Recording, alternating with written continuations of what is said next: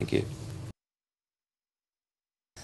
And we should be able to also, in just a moment, bring you up to speed with a new initiative that Australian lifesavers are putting in place in Asia, where they are attempting to deal with the 350,000 children who drown across Asia every year.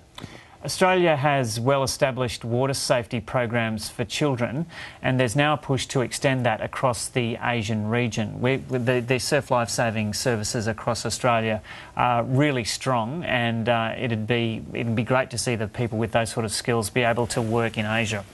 Australia will help to establish the world's first drowning research centre in Asia. Justin Scarr is the Chief Operating Officer of the Royal Lifesaving Foundation, and he joins us now in Sydney. Good morning, and thanks for your time. Good morning. Now, why are you trying to establish a life-saving facility or a centre in Asia?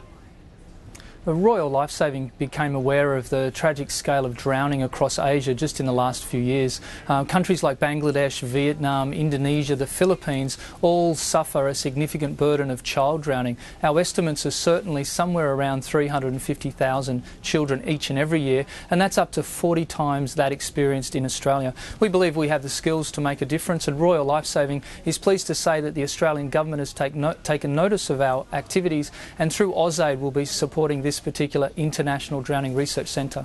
Now, Justin Scarr, I need to clarify, you're not counting in these incredible figures, 350,000 children a year, which really is staggering.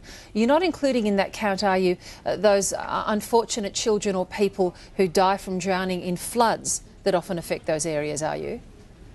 Yeah, in these particular statistics we do factor in floods, but we believe that floods account for around about 10% of child drowning. In fact, it's everyday life that's the killer of very young children. We're talking about rural villages, villages that are literally surrounded by water. The household, the compound, it has irrigation channels, it has rice fields, fish cultivation ponds, also large wells, cooking vessels. All of this presents tremendous hazards to the young children in Asia on a daily basis. So you're going to teach just basic water safety, are you?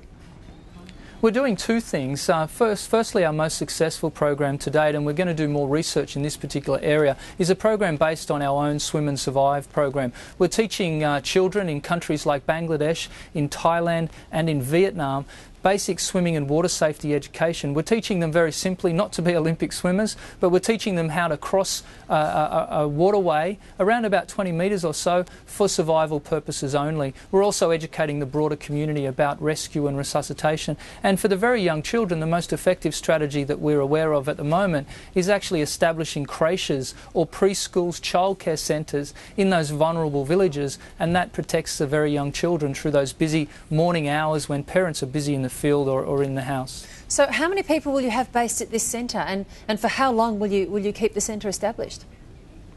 Initially, the centre, with the support of the Australian Government, is a 3-year plan. We're looking at sustainability of that centre going forward. There's a number of Bangladeshi-based researchers in that facility that we've been working with for some time through our partners, the Alliance for Safe Children. They are really leading the area. We're providing mentoring, coaching and support. There will be opportunities for Australians to go back and forth and exchange on the level of technical program issues, but also research as well. We're hoping that the centre in Bangladesh, with the support of AusAid, is going to help us to spread the message through other countries that suffer a significant burden of drowning, countries like Indonesia, India, Cambodia and Laos.